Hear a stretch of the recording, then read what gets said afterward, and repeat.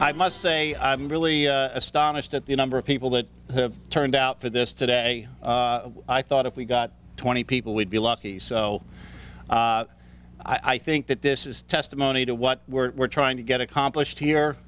And with that, I want to turn the microphone over to Rob Buccini, who is the chairman of the board of the Wilmington Housing Partnership. And the Wilmington Housing Partnership is the lead force behind what we're trying to accomplish in this community. With no further ado.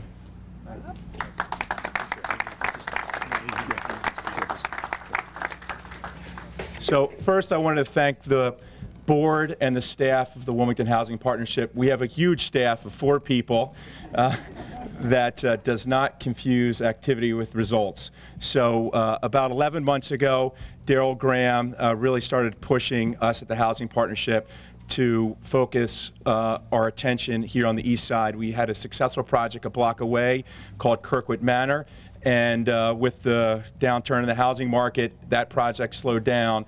And now today, we're excited to say that from the first time that we met with Governor Markell and his staff approximately 11 months ago, we have either purchased or under contract 134 homes here on the east side. So that is a lot of knocking on doors by the people of the Housing Partnership and their consultants. So I really want to thank you and our board. The J.P. Morgan Chase obviously made today possible with their $400,000 contribution towards a total of $1 million. And I wanted to thank all the people at Barclays and Capital One, Citibank, M&T. We have all had these great meetings almost weekly on Mondays, and this is a really tangible result of them. And so I wanted to thank all you for spending the time to come to them, and we're looking forward to rebuilding this neighborhood and augmenting some of the great things that are here and providing new projects. With the 134 that we have here, Ministry of Caring is down the street is under construction with 33, and Habitat for Humanity is building 17. So in the next 5 years when you come here, there'll be approximately 400 new residents to this neighborhood, and that's a big, big deal. And that's all home ownership. So we are very appreciative for the collaborative work that we're doing with the other not-for-profits. And hopefully these properties that we have here can contribute to a larger land banking that we've been working on with the state and the AG's office. So the last few people that I wanted to thank was the city's finance department. They've been very helpful in going through the process of acquiring, and license and inspection has been very helpful with our staff in getting the permits that we need to do this. So again, thank you all very much, and thank you for everyone that has participated in this. And with that, I'll turn it over to Kathy Jennings. She'll speak, and then Kathy, you'll turn it over to our Councilwoman Hanifa, and which I can never not thank enough City Council. They've been wonderful to deal with, and Mike Brown is here as well as Hanifa Shabazz. And Hanifa will talk a little bit more about what she's up to, but she is every day has been driving not only building new homes in this neighborhood, but making sure that when we build the homes, we use people from the neighborhood to build them. And so that is a message that is obviously not lost on Steve and us every day. So, you know, we know who the boss is. So, here you go.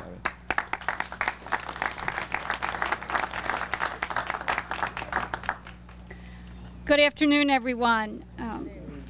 On behalf of the Attorney General, I want to thank J.P. Morgan Chase and Rob Buccini, along with the Wilmington Housing Partnership, for this amazing and vital undertaking. I'd also like to introduce the folks from the Department of Justice, in particular Crime Strategies Unit and the Fraud Division. We have the head of the Fraud Division, Matt Littner. With him is Greg Strong, and John Grimm of Crime Strategies, Dan Logan, everybody knows Dan Logan, Crime Strategies, Monil Amin, and Renee Leverett. So thank you for all the great work you are doing.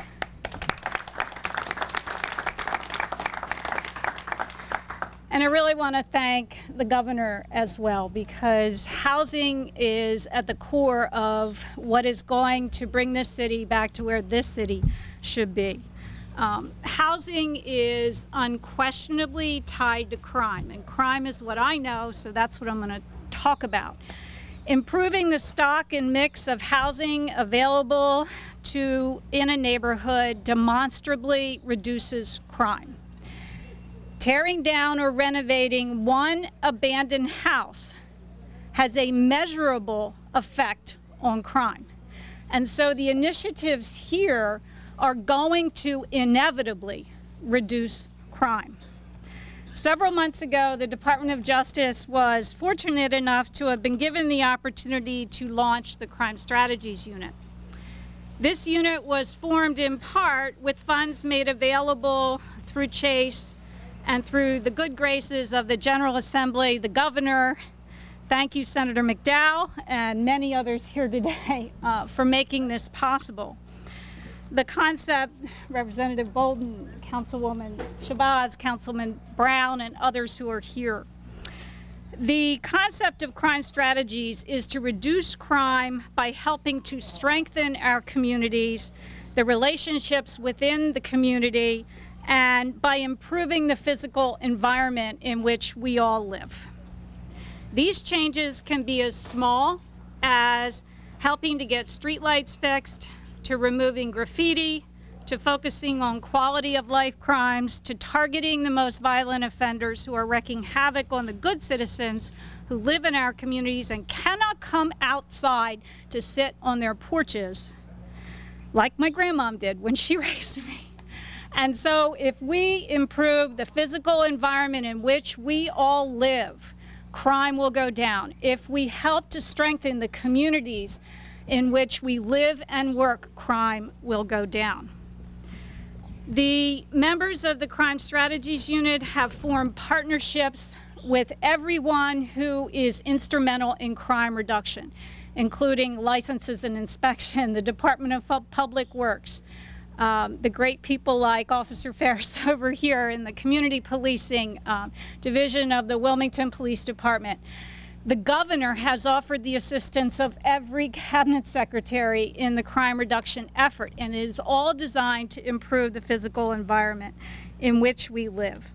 As you know, you've probably seen everyone walking around each week trying to reduce crime by fixing things, by fixing streetlights, by making sure that landlords are owning up to their legal obligations, by taking care of nuisance crimes, and by just plain old fixing the environment in which we live.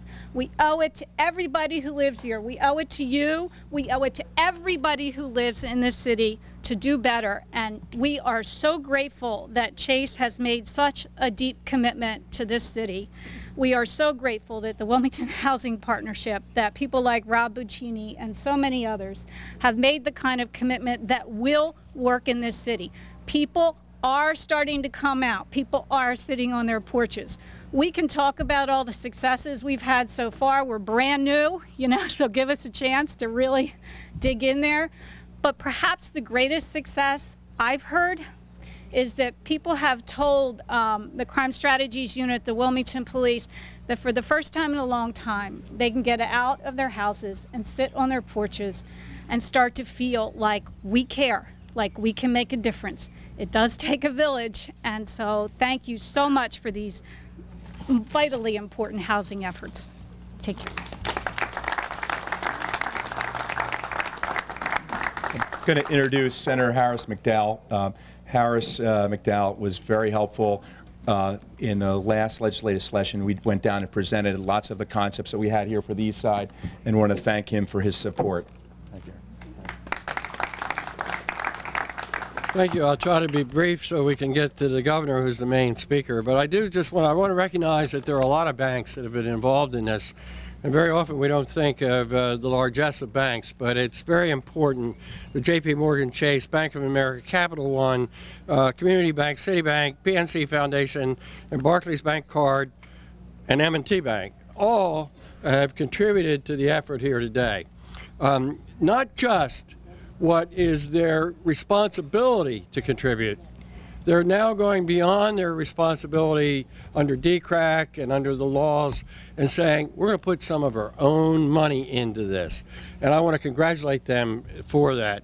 I also want to thank our Attorney General, Bo Biden, for turning loose the bright young people that are deputy AGs in his department and letting them go after the settlements that they have. And I want to assure everybody that with the new AG, Matt Den, we're going to be doing the same kinds of things in the same manner and bringing great improvements. So congratulations to everybody who has been involved, and I think I better shut up and let the governor speak. Thank you. Jackie Jenkins will be speaking on behalf of the mayor. Thank you, Jackie.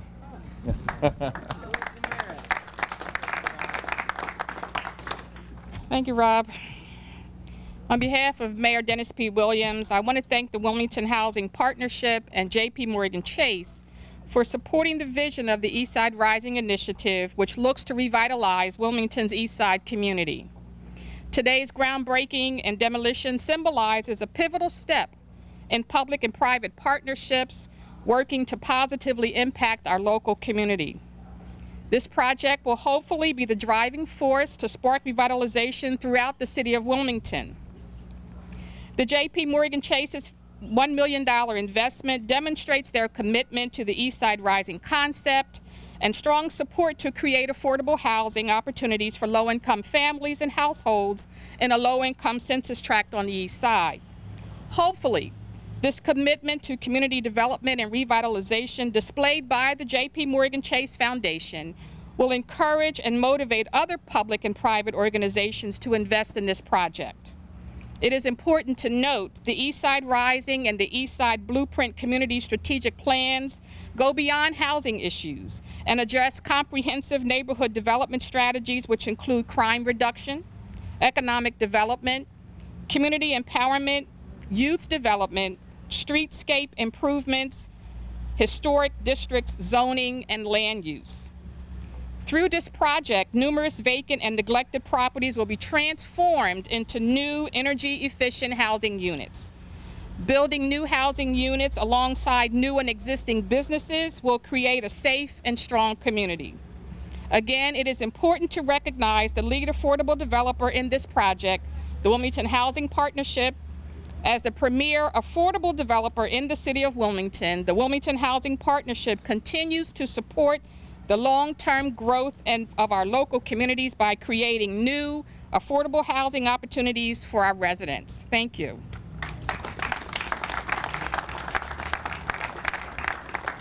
Representative Stephanie Bolden will speak next. Please. Of course. We're You're next. Thank you, Steph. Thank you. Good afternoon, everyone. Good afternoon. That's the teacher in me. I'm going to come from a little different perspective. I was a council person here for 5 terms, 20 years. And I remember when these houses here were built. Initially, I was over there, it was my office, and it was called the Eastside Substance Abuse Awareness Program. I don't know how many of you are familiar with that, but that was one that concentrated on the East Side, rebuilding it, reducing crime. We had parenting programs. We had mother-daughter relationship activities and father-son games and things of that nature. And we utilized things that were right here in the neighborhood to be able to get parents involved. We did drug marches and things of that nature back in the 80s. So it's a privilege for me to see once again that we're here on the east side of Wilmington and we're going to go forward in the development. The only thing that I have concerns about, because I've seen so many of these projects go forward, is that there is a continuation. I want to see the longevity. I don't want to see when a new administration comes in, the project stops and then you have to start all over again. So I think think what we have here right now is one that is going forward. It's a 5-year plan. It's going to be done in stages. We've already started. We have the investors, and I want to also give kudos to Habitat for Humanities, who has done a whole lot of work in the 3rd Councilmatic District, as well as throughout the city and the state. Village of Eastlake was a national recognized program where you have homeowners and renters living among each other. That's what we want to do here in the city of Wilmington on the east side with this particular project as well. It's going to be home ownership, but it's also going to be some rentals. And I want to also give the Brother Ronald and what we're doing with Sacred Heart 2 down on Kirkwood Street, that all of these things are combining to rebuild the east side of Wilmington, which was a thriving community. I'm a native here, born and raised here on the east side, so we know exactly what it was like and what it can be. So I want to thank everybody. Is there anyone here that is not involved in this project? Raise your hand. I am. I knew we'd get one. but you're going to live here, so we're preparing this for you. Okay, so, and in closing, I want to make sure that we give kudos to each and every one of you, and especially to you who has lived here throughout this time, 8/11, and those persons that have invested in this community and decided to stay here. Thank you, Reverend Keeley.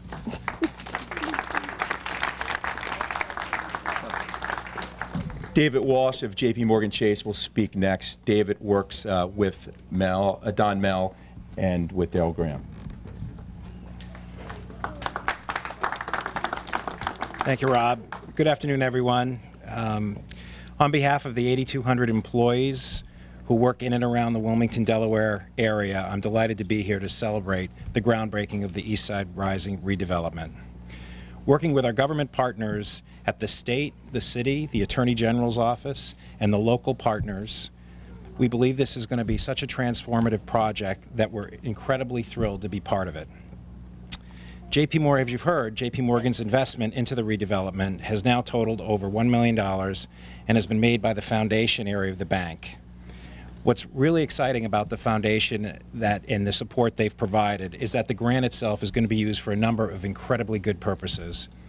It'll be used to acquire and redevelop some of the homes in the area, help to address repairs to existing homes, help to train at-risk youth in the construction field, and also support the provision of financial capability information and products as tenants prepare to move their families into the new development. Community development, economic development, financial capabilities, and job training. These are all facets of the JP Morgan Chase Foundation, and it's a part of a larger strategy of working with state, city, and local partners and helping to develop and redevelop and revitalize areas around the country.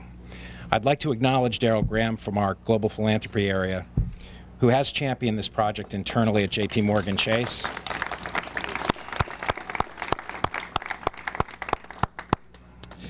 And to be brief, in closing, while we love to celebrate new beginnings that groundbreakings represent, we certainly love to celebrate ribbon cuttings, and we look forward to celebrating again with you at that time. Thank you.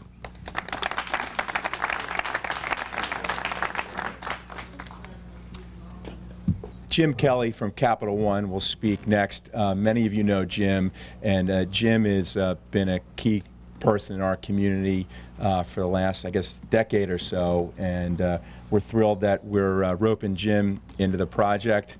And Rick Gessner, I mean, I think just from having all the meetings at their office, we probably, just in meeting charges, have been incredibly generous. So thank you very much.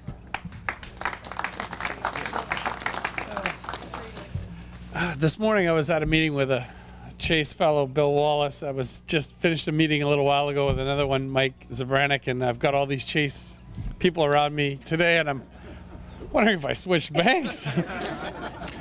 But in the marketplace, we compete every day as bankers for your trust in your business and, more importantly, your money.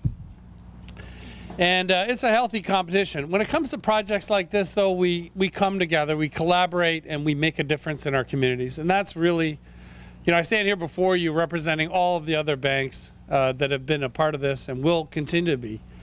2 weeks ago, I was at a groundbreaking, or actually a key ceremony for Habitat. And I was fortunate enough to be able to hand off a set of keys to a new homeowner. And today I feel that same spirit here, and it really moves me. And what I want you to know is, as long as people like Rob and the team at the Wilmington Housing Partnership and the rest of the community is willing to stand up and make these things happen, we'll be there and look forward to collaborating with all of you on the opportunities that the Eastside Rising presents. So thank you very much, everyone, for all you've done and will continue to do to make this a great town.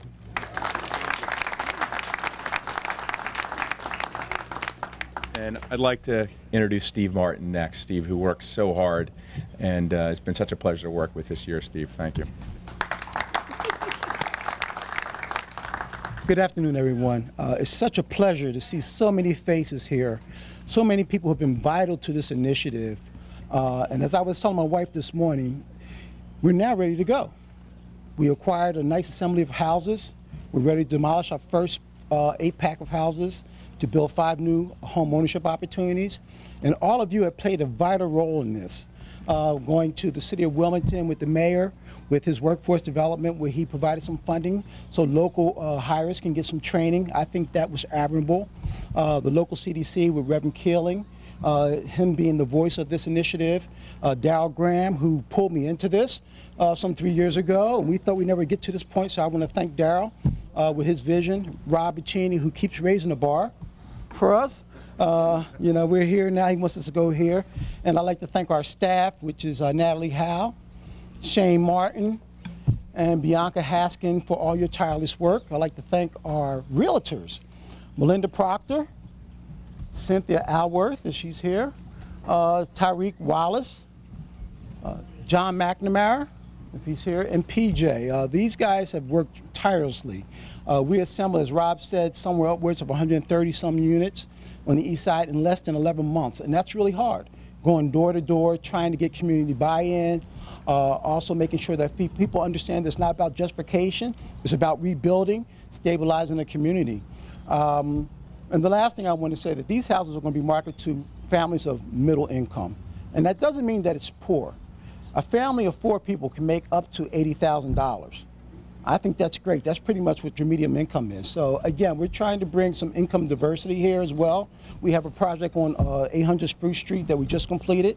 I asked each and every one of you to take a walk at that project. I wish I could buy it. My wife's seen it and said, Steve, can we move there? I said, no, I wish we could. I mean, huge closet spaces. Everyone I took there, they really enjoy it. But I don't want to go person to person, start thanking everyone, but real estate and housing, I see John Bly and I see Naila Gilliam. You know, City Council's been very helpful, the Mayor's office, our architects K&K, who comes up from Philadelphia to come up with these beautiful designs. I just want to thank each and every one of you, and this is just the beginning. The gun has been shot, we're out of the blocks, this is lap 1. Thank you so much. And Councilwoman Hanifa Shabazz will speak next, and I just wanted for all the members of the community to know how concerned throughout the process she has been that what we're building here is, you know, fully integrated in the community, and it's been really nice working with you on this, Hanifa. Thank you.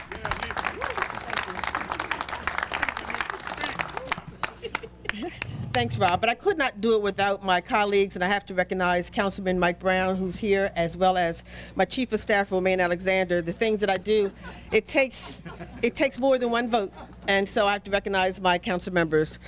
But as an individual who was born, raised, and attended the Eastside Public Schools, I stand in full gratitude of everyone here today to help bring phase 1 of this multi-year housing revitalization project to a reality. Today marks a time in our history where we're demonstrating that we can rebuild our neighborhoods. All it takes is the passion, commitment, creativity, and efforts of everyone. Our state and local government, our private developers, our financial institutions, our local nonprofits, but mostly the community themselves. I can remember the first meeting where Steve Martin at the Bethel Church, and he shared his vision about the East Side blueprint with community, this whole comprehensive project you have for the East Side. And the rest of that is history.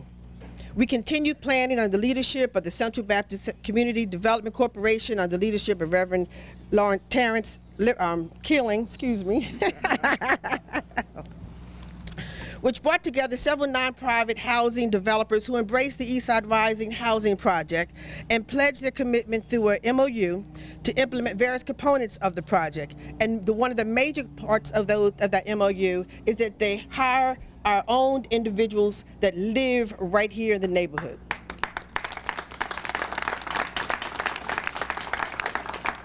The major component of the Eastside Rise is not the revitalization of the brick and mortar, but of the human stock, because the neighborhood is made up of the people.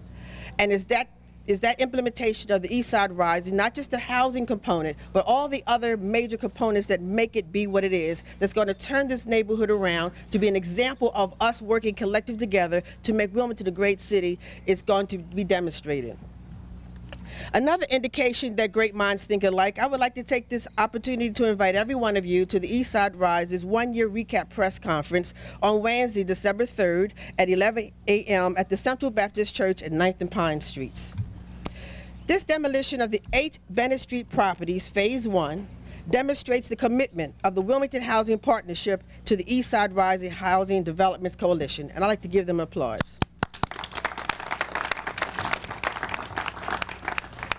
But even more amazing was Eastside Blueprint and Central Baptist CDC's invitation to present the Eastside Rising project to our Governor, Jack Morkell, who I would like to thank publicly for always responding to my calls, even if it's 5 a.m. in the morning when my neighborhood streets are up to their car engines in water. He responds. Once he learned that the Eastside Rising and the Eastside Blueprint Community Strategic Plan goes beyond the housing issues alone, but addresses the comprehensive neighborhood redevelopment strategies, which include the crime reduction through the workforce development training and employment strategies, our economic development through our raising up our own entrepreneurs right here in our neighborhood, through streetscape improvements, historic districts, the zoning and land use, he provided the full support of his administration. Governor Morkell continues to provide leadership that supports collaborative efforts that are necessary to making not only Wilmington be a great city, but keeps Delaware earning its name as the first state. Ladies and gentlemen, I present to you Governor Morkell.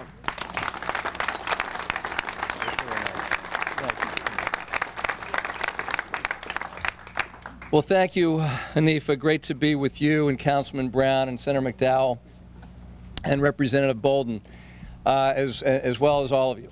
This is frankly overwhelming, and it's overwhelming because, as you know, Stephanie asked if you could raise your hand if you didn't have something to do with this. So many different people came together to make this happen, and it's awe-inspiring, and it is also, I think, so important that we get past the statistics, the numbers, as impressive as they are. And Rob, what you have achieved in the 11 months since you guys came to see me is amazing. Amazing. I mean, it's like 12 houses a month. It's unbelievable. But, you know, there's so much more to it than that. And I think about what Kathy Jennings said, and I have to say, how fortunate are we in Delaware to have an Attorney General and to have an Attorney General's office who cares about housing and who understands how important housing is to what we're trying to do with crime. But I think, you know, I have knocked on hundreds and hundreds, if not thousands of doors in these surrounding streets over the last 15 or 16 years since I started to get involved in running for office. And I've heard the same thing over and over again, and it's the same thing I heard about 3 years ago, just a few blocks from here, over at 10th and Pine. I went to 10th and Pine. Some of you may remember about 3 years ago there were several shootings in one day stretch or two-day stretch. And it was about 9 o'clock at night, 9:30, and I went to knock on the door of the mom of the 16-year-old young man who was killed. And I talked to her a few minutes at her home about her son. And then I went, and it was 10 o'clock by the time I got to 10th and Pine, and I was driving down the street, and I got out of the car at 10th and Pine because a little makeshift memorial had been set up. And I got out of my car to pay respects at that memorial. And there was nobody on the street. And within 5 minutes, people saw I was out there, and I was surrounded by literally 60 people. And they were people of all ages. And they were little kids who said, "Are you the governor?" And I said, "Yeah." And he said, "You know, we don't have much to do. fact, he said, we don't have anything to do. And I said, you're right, and that's one of the reasons that a couple years ago, with working with Secretary Ranji and with Lieutenant Governor Den, we've been able to put a couple $1 million into the budget each year to enhance the level of after school and summer activity for kids in Wilmington and throughout the state. So there are the little kids, but then there were also some of the older people.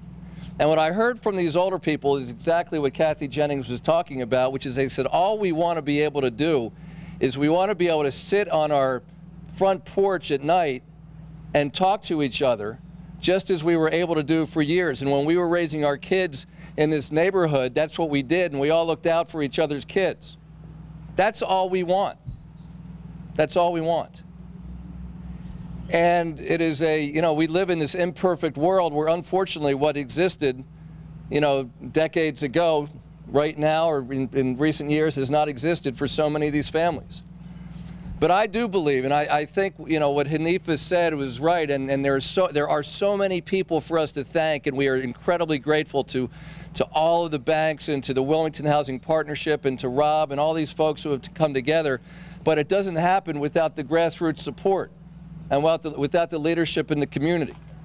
And so, Reverend Keeling, when you invited me over to your church somewhere a little more than probably a year and a half ago and sat down and explained the whole thing, and I always thought that what had the best chance of being successful is if this was not something that was just going to be government-led, and it's not just agency-led, as wonderful as it is to have Habitat for Humanity. It's hard to imagine what this would be without them. It's hard to imagine what this would be without the Ministry of Caring, without the Wilmington Housing Partnership, without the Challenge Program, whose kids are going to be doing some of the really important work to build these houses. It's hard to imagine this without any of them. But it's even more hard to imagine what this would be without the grassroots support, without the people in the community who are committed to making this happen, to working shoulder to shoulder with all of us, with the folks from the Delaware State Housing Authority. And I do want to thank Director Bennett for being here today and for his championing the fact over the last few years we've put, I think, $3 million to work in Wilmington from the Housing Development Fund. It really does take all of us together. And so when Don Mell says he was amazed by how many people showed up and he thought there might be 20 or 30, it is amazing. It is amazing, but it's also, frankly, hard to imagine how this will be successful if everybody who's here doesn't maintain the same kind of commitment and follow through. And I think it was either Stephanie or Hanifa who said, what you want to see is you want to see this continue. It doesn't matter who's in power in Wilmington or Dover. That's the least of it. The least important people to whether or not this is successful ought to be the elected officials or the people who work for any level of government. The most important people are going to be the folks who call this home and the people who want to work and invest with all of us to make this the kind of community that all of us can be proud of. I'm so grateful to all of you who have come together to make this happen today, and all the work that's gone on for the last couple of years, and most importantly, for what's going to happen next. Because as great as these groundbreakings are, what's even better are those ribbon cuttings. And what Jim Kelly was talking about, when you see the homeowners actually move in, the pride in their faces, the pride of their children, knowing that they have a community that they can feel safe in, a community that they can feel pride in. That's what this is all about, and that's where all of us come in. Thank you all very much.